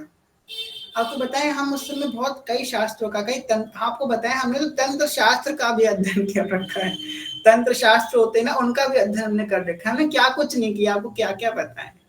तंत्र शास्त्रों का भी अध्ययन कर रखा है, वैदिक शास्त्रों का भी अध्ययन कर रखा है, बहुत कुछ कर रखा है। तो कह रहे थे कि जब हम सप्तमी तिथि को, जब हमको पहली बार 84 जी मिली, हम उस समय कई शास्त्रों का अध्ययन कर रहे थे। और उस दिन के बाद से वो शास्त्र हमने कभी उठाए ही नहीं, कभी नहीं उठाए। वो मेरे पास रखे हैं पर हमने कभी उठाए ही नहीं। जैसे हमने पहली बार पढ़ा ना, जोई जोई प्यारो करे, सोई मोई भावे, भावे मोई जोई सोई, सोई करे प्यारी। बस ये शब्द हमको समझ में तो नहीं आए थे उस समय क्या है इसका मतलब, ये शब्द बस उतर गए हृदय में। और उस समय ऐसा पहली बार हम विकलता से भगवान के लिए रोए। भगवान के रोते पता कैसे थे, हम कैसे व्यक्ति थे, जब हमारी कोई चाह होती थी भगवान से, तब हम भगवान से के लिए रोते थे। जब चाह होती थी हमारी, या हम पे कोई विपदा आती थी, तब भगवान के सामने रोते थे। ऐसे नहीं रोते थे, भगवान के प्रेम के लिए रोते थे। जब हम पे कोई विपदा आती थी या हमारी कोई चाह होती थी, तब भगवान के आगे रोते थे। पर पहली बार हम श्री कृष्ण के लिए रोए, उनके लिए रोए, सिर्फ उनके लिए। वो पहली बार जब हमने 84 जी का पाठ किया, सिर्फ एक बार, पहली बार जब पाठ किया, तो ऐसे हमारे अष्टों गिरने लगे थे। हम सोचा कल हम जन्माष्टमी नहीं मना पाएंगे, कल हमारी जन्माष्टमी नहीं हो पाएगी। तो क्यों नहीं हो पाएगी भाई? तो भाई हमसे नहीं होगा, अब हम कुछ नहीं कर सकते, हमारी विश्राम हो गया। अब हमको सब कुछ मिल गया, हमारा विश्राम हो गया, यहाँ पर हमारा विश्राम हो गया। जिस क्षण वो हमको बात पता चली, उसके थोड़े दिन पहले जो है गुरु पूर्णिमा होकर के गई थी। और गुरु पूर्णिमा में वो फोटो हम आपको लोगों को भेजेंगे। तो गुरु पूर्णिमा में हमने क्या किया, यहाँ पर छवि तो नहीं थी गुरुदेव की, तो हम प्रभुपाद जी को अपना गुरु अभी भी मानते हैं, पहले मानते थे। तो प्रभुपाद जी का जो चित्रपट था वो तो हमारे पास था, प्रभुपाद जी का चित्रपट रखा, और प्रभुपाद जी के जस्ट बगल में सदगुरुदेव भगवान का रखा, क्योंकि ये मेरे शिक्षा गुरु थे। हमने कभी नहीं सोचा था कि हम इनसे दीक्षा भी लेंगे, कभी नहीं सोचा था। वो हमारे शिक्षा गुरु थे, हम बस शिक्षा लेने के लिए शिक्षा गुरु बना के, दीक्षा गुरु प्रभुपाद जी थे। दोनों का हमने परस्पर पूजन किया, उनके सामने बैठे गुरु पूजन किया उनका। तो हमने उनसे कही कि आप हम पे कृपा कीजिए, और जो है आपकी कृपा से हमको कोई मार्ग मिल जाए, क्योंकि हम इतना समझ चुके थे कि हम इस्कॉन में आगे नहीं बढ़ पाएंगे। हाँ, यहाँ ये मार्ग हमारे लिए नहीं है, इतना हम समझ चुके थे। क्योंकि हम वहाँ पे जहाँ भी जाओ, रामानुजा संप्रदाय, रामानुजाचार्य जी का अपमान, रामानंदाचार्य जी का अपमान, वल्लभाचार्य जी का अपमान, निम्बार्काचार्य जी का अपमान, गौड़िया मठ का अपमान, वृंदावन के संतों का अपमान। तो ये तो हम समझ गए थे कि हम यहाँ पे तो नहीं रहने वाले। पर हमको गौड़िया मठ के किसी भी संत का पता नहीं था कि गौड़िया मठ में कोई संत है भी जो दीक्षा देते हैं। इनको किसी का कोई परिचय नहीं था, कोई परिचय नहीं था। तो उस समय जो है बस हमको एक संत का परिचय था, उन लोगों को बताया था कि हमारी दीक्षा होने वाली थी वहां पे, फिर वो हो नहीं पाई, इसी कारण, वरना हम तो गौड़े मठ से, बस मेरी कल दीक्षा है, कल ही दीक्षा हो जाती और हम एकदम कानपुर आ गए मथुरा से। मेरी दीक्षा ही होने वाली थी, कंठी अंठी माला भी आ चुकी थी, बस मेरी दीक्षा रह गई क्योंकि उनको इस मार्ग में आना था। तो हमको कुछ नहीं पता था, हम बड़े रोए, हम बड़े परेशान हुए। तो कहते मांग के लिए रोते थे हमेशा, तो उनके लिए मांगने के लिए हमको कोई मार्ग दे दो प्रभु, मार्ग दे दो। तो जब हमको मार्ग मिला तो आपको क्या बताएं, फिर उसका तो इसमें ऐसे भरना है, ऐसे एकदम जोश चढ़ा हमको कि क्या बताएं। बस हमको अब राधा नाम रटना है, राधा नाम लेना, राधा नाम लेना है, खूब राधा नाम लेना है, बहुत सब राधा नाम लेना है। तो और हमको यह बताएं कि कुल कर्म कांड, ज्ञान और व्रत ये छोड़ना बहुत मुश्किल काम होता है, बहुत मुश्किल काम होता है। ये आपको लगता है कोई सामान्य वस्तु है? ना, सामान्य बात नहीं है।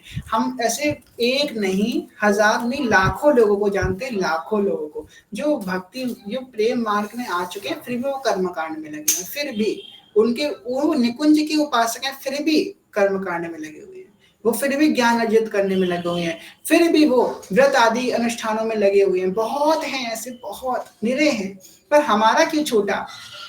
सिर्फ हरिवंश महाप्रभु के बल पे मिटी सब मेढ़ वेदों की, वही सब लोक की लज्जा। सिर्फ उनके बल पे, उनके हरिवंश नाम के बल पे सब कुछ छूटा है, बाकी हम तो कोई छोड़ने का अधिकारी नहीं थे। आपको पता है विषय का त्याग तब भी मुश्किल है, परंतु कर्म कांड का त्याग करना बहुत मुश्किल है व्यक्ति के अंदर। जो व्यक्ति एक बार कर्म कांडी हो गया, फिर वो कभी कर्म कांड का त्याग नहीं कर सकता। हम अगर कोई हमसे बोलता था ना कि हम ऐसा करने जा रहे हैं, तो हम उसे तुरंत टोक देते थे, नहीं ऐसा नहीं, वैसा ऐसा कैसे हो सकता है, ऐसा नहीं। हर चीज का हमको ऐसे कर्म कांड था। हमारे घर में जो पंडित जी कथा करने आते थे, पंडित जी को हम टोक देते थे, पंडित जी आप गलत कर रहे हैं, ऐसे नहीं वैसे। तो इतना कर्मकांडी हम व्यक्ति हो चुके थे। और कहाँ आप देखो रसोपासना में, अब तो हमें पता भी नहीं चलता कि आज कौन सी तिथि है। जब कोई हमसे पूछता है कि अरे भैया एकादशी का व्रत कैसे रखना था, पूछते हैं एकादशी का, वो कहता भैया आज तो है, तो बोलता अच्छा आज एकादशी है। अब तो ये भी पता नहीं चलता। अब तो देखिए कैसे प्रियालाल के इसमें इन्होंने ऐसा दूर कर दिया, उस चीज से ऐसा दूर कर दिया कि वहां पे जाने का भी मन नहीं करता। बाकी आपको बताएं कि हमने हर प्रकार के शास्त्र का बहुत अध्ययन किया है, वैदिक शास्त्रों का भी, तंत्र शास्त्रों का भी, जाने कहाँ कहाँ अध्ययन किया है। यहाँ इस मार्ग में आए हैं, कोई कह रहा है ऐसे ही आ गए हैं, बस भक्ति करने आए तो यहाँ पे तुरंत चले आए, ऐसा नहीं है। हर जगह, हर घाट घाट का पानी पी करके आए, हर जगह डोल करके आए, हर जगह डोल करके आए। जब हम राधा संप्रदाय में आने वाले थे ना, तो आपको पता है हमने हर एक संप्रदाय को 2-2 महीने तक प्रैक्टिस किया। निम्बाक संप्रदाय को 2 महीने तक प्रैक्टिस किया था, आपको पता है। हमने हर संप्रदाय को 2-2 महीने तक प्रैक्टिस किया। हमने सोचा चलो हम अब अपना मार्ग ढूंढ रहे हैं, तो हमने रामानुज संप्रदाय को फॉलो किया 2 महीने तक। रामानुज संप्रदाय का तिलक लगाया, श्रीमन नारायण का जप किया 2 महीने तक वहां पे हमारे भाव ने। फिर रामानंदी संप्रदाय को फॉलो किया, सीताराम का जप किया, वहां पे हम स्थिर नहीं हुए। फिर हमने निम्बार्क संप्रदाय को फॉलो किया, राधे कृष्ण राधे श्याम, राधे कृष्ण कृष्ण कृष्ण राधे राधे, रेशम रेशम श्याम श्याम राधे राधे, उसका तिलक लगाया, उसको फॉलो किया। फिर भी हम स्थिर नहीं हुए, सब हर जगह। फिर वल्लभाचार्य जी के, वो हमको बड़े मुश्किल से मिला, वल्लभाचार्य जी का पुष्टि मार्ग संप्रदाय बड़ी मुश्किल से हमको मिला कि इसका भी कोई संत, बड़ी मुश्किल से खोजबीन के उसको भी फॉलो करा। फिर जहाँ पे हमने सोचा अब हम जब वल्लभाचार्य जी का संप्रदाय फॉलो करने की, अब क्या होगा मेरा, कहीं मेरा मन नहीं लग रहा है भगवान से, कहीं हम इस्कॉन के लिए तो नहीं, मैंने इस्कॉन ही जाना है। फिर पर वो राधा नाम मेरा नहीं छोड़ रहा था, राधा नाम नहीं छोड़ा था। फिर गुरुदेव की वीडियो सुनना चालू करी कि गुरुदेव ने कही कि बिगड़ी जन्म अनेक की, अब ही सुधरे आज। बस आज सुधर गई। और फिर हम सोचा अब कोई कहे कुछ भी कहे, हमको सबसे डर लगता था कि लोग कहेंगे अप्रामाणिक संप्रदाय में जा रहे हैं। आपको सच बताएं, सबसे ज्यादा अगर हमको इस बात का लगता था, बहुत डर लगता था हमको इस बात का। शुरुआत में बहुत डर लगता था कि लोग यही कहेंगे कि तुम अप्रामाणिक संप्रदाय में जा रहे हो, प्रामाणिक संप्रदाय में रहो, लोग यही कहते हैं हमसे। हमको तब तो बहुत डर लगता था। और जो जो हरिवंशी नया नया बनता है सबको इस बात का डर लगता है, ये बात हम लिख के कह सकते हैं, सबको डर लगता है, लोग कहेंगे अप्रामाणिक संप्रदाय में जा रहे हो। तो उसको उस दिन के बाद से कभी ऐसा लगा ही नहीं कि हम प्रामाणिक हैं, कि हम प्रामाणिक हैं। हम तो राधा रानी के प्रामाणिक हैं, उनके लिए प्रामाणिक है ना, तो बाकी किसी के प्रामाणिक पहुंच जाए ना, हमको क्या करना है लो क्लास से। हम तो प्रिया जी के शरणागत हैं, प्रिया जी हमको प्रामाणिक समझ रही है ना, हित जी को प्रामाणिक समझ रही है ना, बस हमको और किसी से क्या मतलब। तो यहाँ पे इस बात को बहुत गहनता से इसका अध्ययन कीजिए कि कर्म छाड़ी कर्मठ भजे, ज्ञानी ज्ञान विहाय, धर्मधारी व्रत तजी भजे, श्रवणादिक चित लाए। इसलिए जैसे उनके वाणी का श्रवण करो, सारे मन एकदम रिक्त हो जाए, पूरा मन जो कुछ भरा है मन में सब कुछ एकदम रिक्त हो जाए। ये है श्री हरिवंश की वाणी। एक और श्लोक का एक और पद का चिंतन करेंगे, उसके बाद वाणी को विश्राम देते हैं। श्रवणादिक चित लाए, जोग जप तप तजे, और कर्म सकाम सकल तदि सब भजे। कह रहे हैं जैसे उनकी वाणी का श्रवण किया, जब तप छूट गया, और कर्म सकाम सकल तदि सब भजे। कह रहे हैं कि जो सकाम कर्म था, सकाम करने की जो चाह थी वो भी खत्म हो गई। आपको बताएं, स्कंद पुराण जो सबसे बड़ा पुराण बताया जाता है अपने संप्रदाय का, स्कंद पुराण सबसे बड़ा पुराण है अपने सनातन धर्म का। स्कंद पुराण समझ लीजिए, हम पूरा तो नहीं कहेंगे पर हाँ 80% हमने खूब अच्छे से अध्ययन किया। स्कंद पुराण में बहुत सारे व्रत वर्णन करे गए हैं, इस मास का व्रत, उस मास का व्रत। 13 मास पुरुषोत्तम मास को मिलाकर 13 कोई ऐसा मास नहीं होगा 13 मासों में इस मास का हमने व्रत ना किया हो, पूरे मास का व्रत। मतलब पहले दिन बहुत व्रत, पता है एक सावन मास होता है, उसमें भी पति पदा को कुछ और करना होता है, फिर द्वादशी, फिर दशमी को कुछ और करना होता है, फिर त्रयोदशी को कुछ और करना होता है। बहुत हर एक तिथि का अलग अलग अनुष्ठान होता है, हर एक, जैसे कि कार्तिक मास में भी होता है, सावन मास में भी होता है, हर एक मास में हर एक तिथि का एक अलग अनुष्ठान होता है, हर एक तिथि का। तो हमने सब कुछ करके देख लिया, सब कुछ किया हमने। और पता है क्यों करते थे? क्योंकि उसमें लिखा होता था कि इसका अनुष्ठान करने से आपको अश्वमेध यज्ञ का फल मिलेगा, इसका अनुष्ठान करने से आपको जो है सोम यज्ञ का फल मिलेगा, इसका अनुष्ठान करने से आपको जो है गौदान का फल मिलेगा, इसका अनुष्ठान करने से आपको जो है पितृ तर्पण का फल मिलेगा, इसका अनुष्ठान करने से ये मिलेगा, इसका अनुष्ठान करने से वो मिलेगा। हम यही सोचते रहते थे कि हमको फल मिल जाएगा, थोड़ा हम जो है थोड़ा फल प्राप्त कर लेंगे, थोड़ा जो है हम थोड़ा हमको कुछ मिल जाएगा। तो सकामता के लिए ही हम करते थे। ऐसा नहीं है कि हम इतने भजनानंदी थे कि इतना, ये सब कोई मत सोचिएगा कि हम बड़े भजनानंदी थे, इतना भजन करते थे। हम भजनानंदी नहीं थे, हम तो सकामता से करते थे वो, कि हमारे जो हमको जो है कुछ मिल जाएगा, कुछ पुण्य हम कर लेंगे, सकामता के लिए करते थे हम बस। और अब तो कोई कहे ना कि इसको करने से पुण्य मिलेगा, तो कहेंगे हमको क्या करना, स्वर्ग न इच्छे नरक न डरे, धरे धर्म हरिवंश को। हमारे लिए तो करने योग्य बस वही वस्तु है जो श्री हरिवंश का धर्म है। श्री हरिवंश के धर्म को छोड़ के कुछ और करने हमारे योग्य है ही नहीं, ना ही वो अच्छा है चाहे वो बुरा है। जो श्री हरिवंश के धर्म के विरुद्ध है हमको वो करना ही नहीं है, चाहे वो अच्छा भी क्यों ना हो। शास्त्र भी अगर उसे कह रहे हैं ना कि इसको करने से आपको ये मिल जाएगा, तो हमको नहीं करना, क्योंकि हम सिर्फ अपने गुरु के, अपने आचार्य के वचनों के शरणागत हैं, ना कि और किसी चीजों के। अगर शास्त्र ही इतने कैपेबल होता तो शास्त्र पढ़ के ही व्यक्ति जो है भगवत प्राप्ति कर लेता, शास्त्र कोई गुरु बना के भगवत प्राप्ति कर लेता। गुरु तो जरूरी है ना। अगर शास्त्र इतने ही वो है, हम शास्त्र की अवहेलना नहीं कर रहे यहाँ पे, पर यहाँ पे समझना है शास्त्र अगर इतने ही सर्वपूर्ण होते तो व्यक्ति शास्त्र को पढ़ के भगवत प्राप्ति कर लेता। क्यों नहीं हो पा रही? उसे गुरु चाहिए उस शास्त्रों को समझने के लिए। हमारी बुद्धि इतनी नहीं कि बिना गुरु के हम शास्त्रों को समझ सके। तो गुरु के वचनों का पालन करें, ना कि अपनी बुद्धि लगा के शास्त्रों के वचनों का पालन करें कि शास्त्र क्या कह रहे हैं। नहीं, वो हमारे लिए नहीं है। जो हमारे गुरु के वचन है वो हमारे लिए सर्वोपरि है। शास्त्र भी अगर कुछ अलग कह रहे हैं तो समझ लीजिए गुरु जो आपके लिए कह रहे हैं वही आपके लिए अच्छा है। तो गुरु के वचन के अनन्य हैं हम किसी शास्त्र के वचन के अनन्य नहीं, हम तो बस गुरु के वचनों के अनन्य हैं। इस बात को समझे कि और कर्म सकाम सकल तजी सब भजे, और सब भगवान के कीर्तन में लगे, भगवान के नाम संकीर्तन, भगवान के नाम रूप लीला गान, उनके धाम का वास, बस इसी में हमारा जीवन निकले, ना कि इन फालतू के प्रपंचों में, कर्म कांड में, ज्ञान अर्जित करने में, व्रत नियम करने में, आदि आदि जब तप है, सकाम कर्म है, इन सबको छोड़ करके हम विशुद्ध प्रेमा भक्ति में रह करके भगवान की अष्टयाम सेवा में तरंगत रहें। तो आज हमने जो है आप लोगों को अपनी सच्चाई बताई कि किस तरह के नीच व्यक्ति थे हम। तो आप लोग थोड़ा हमारी तरफ थोड़ी कुबुद्धि करना प्रारंभ कीजिए, सुबुद्धि ना कीजिए, कुबुद्धि कीजिए हमारी तरफ। ठीक है, तो आज की कथा को विश्राम करते हैं। कहने समय को भूल चुको क्षमा कीजिएगा, सभी के चरणों में डरना, सभी से प्रेम में ज्ञान है, भक्ति हैं बहुत छोटे हैं, कोई भूल चुको क्षमा करेगा। जय श्री हरिवंश।